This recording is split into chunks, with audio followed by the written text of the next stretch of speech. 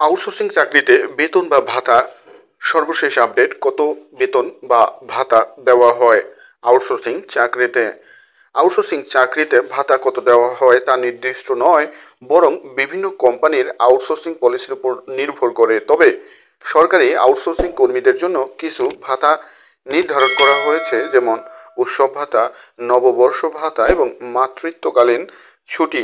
মহিলাদের জন্য সরকারি আউটসোর্সিং কর্মীদের জন্য কিছু ভাতা, যেমন উৎসব ভাতা।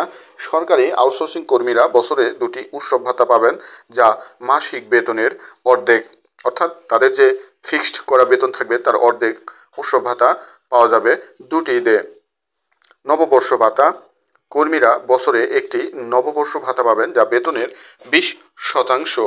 মাতৃত্বকালীন ছুটি, মহিলা কর্মীরা 45 দিনের মাতৃত্বকালীন ছুটি পাবেন। আউটসোর্সিং কর্মীরা বছরে 15 দিন ছুটি কাটাতে পারবেন। বেতন কাঠামো, সরকারি আউটসোর্সিং কর্মীদের বেতন কাঠামো নির্ধারিত হয় কাজের ধরন এবং অভিজ্ঞতার উপর। নতুন নীতিমালায় সরকারি আউটসোর্সিং কর্মীদের জন্য সর্বনিম্ন বেতন 16,673 টাকা এবং সর্বোচ্চ 42,978 টাকা পর্যন্ত নির্ধারণ করা হয়েছে। বিভিন্ন ক্যাটাগরির কাজের জন্য ভিন্ন ভিন্ন বেতন কাঠামো রয়েছে। আউটসোর্সিং চাকরি সাধারণত অস্থায়ী হয়ে থাকে। সরকারি আউটসোর্সিং কর্মীদের চাকরি যে কোনো সময় বাতিল হতে পারে। আউটসোর্সিং প্রক্রিয়ার মাধ্যমে সেবা গ্রহণ নীতিমালা 2025 অনুযায়ী 18 থেকে 60 বছর বয়সী নাগরিকেরা আউটসোর্সিংয়ের মাধ্যমে কাজের সুযোগ পাবেন।